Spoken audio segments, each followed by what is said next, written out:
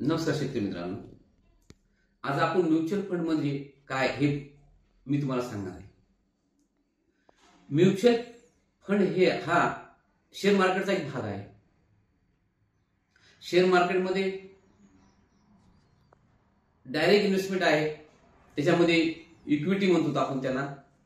त्याच्यामध्ये रिलायन्सचे शेअर येतील, इन्फोसिसचे येतील, टाटा मोटर्सचे येतील, महिंद्रा ट्रॅक्टरचे शेअर येतील, हिंदुस्तान युनिलिव्हरचे येतील, आयटीसी कंपनीचे येतील, इफको कंपनीचे आहेत, दीपक फर्टिलायझरचे आहेत।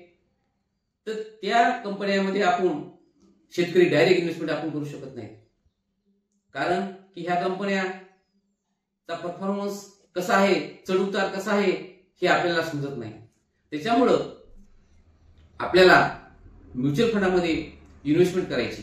आता म्युच्युअल फंड म्हणजे काय आहे? म्युच्युअल फंड म्हणजे बँका आहेत ना, एसबीआय बँक, एचडीएफसी बँक, आयसीआयसी, ह्या बँकेचे फंड मॅनेजरनं ही स्कीम सुरू केलेली आहे। सुरुवातीला म्युच्युअल फंड हा एसबीआय बँकेने सुरुवात केलेला आहे। ते म्युच्युअल फंड कसा असतो, सर्व याचे पैसे, ग्राहकाचे पैसे एका जागी घेऊन ते वेगवेगळ्या इक्विटीमध्ये पैसा लावला जात असतो। त्याच्यामुळे रिस्क कमी होते। कुठं कुण्या कंपनीमध्ये 2% असतात, कुण्या कंपनीमध्ये 1% असतो, कुण्या कंपनीमध्ये 0.5% असतो। तर ते फंड मॅनेजरच्या मनावर पैसा लावलेला असतो, त्यांना सेबीचं गाईडलाईन्स असतात। त्याच्यामुळे आपण एकदम छानपैकी एसआयपी सिस्टमॅटिक इन्व्हेस्टमेंट प्लॅन हा माझ्या मते शेतकऱ्यासाठी खूप सर्वोत्तम, शेतकऱ्यासाठी सर्वसामान्यासाठी एकदम छानपैकी मार्ग आहे। एसआयपी मध्ये आपण 500 पासून 10,000 1 लाखापर्यंत मंथली आपण भरू शकतो। तर माझा एक साधा शेतकरी कामगार आहे, मजुरी करतो, तर तो 500 रुपये पण एसआयपी मध्ये भरू शकतो। ते 500 रुपये मंथली त्याचे जवळजवळ 10 कंपन्यांमध्ये पैसे जातात, त्याच्यामुळे रिस्क कमी होते। एसआयपीचा अर्थच असा असतो की महिन्याला पैसे जाणे, आणि पैसे महिन्याला गेले की मग कधी मार्केट खाली येते असते, तर कधी मार्केट वरी असते। ज्यावेळेस मार्केट खाली येते त्यावेळेस पुन्हा आपल्याला कमी किमतीमध्ये एनईव्ही मिळतो, आणि त्या कमी किंमत एनईव्हीची झाल्यामुळे आपल्याला जास्त एनईव्ही मिळतात। हा झाला एसआयपीचा भाग। आणि दुसरा एक म्युच्युअल फंडाचा एक भाग आहे लमसम। लमसम अमाऊंट ही आपण 1000 रुपयापासून 1 लाख 10 लाखापर्यंत आपण टाकू शकतो, त्याला लमसम असे म्हणतात।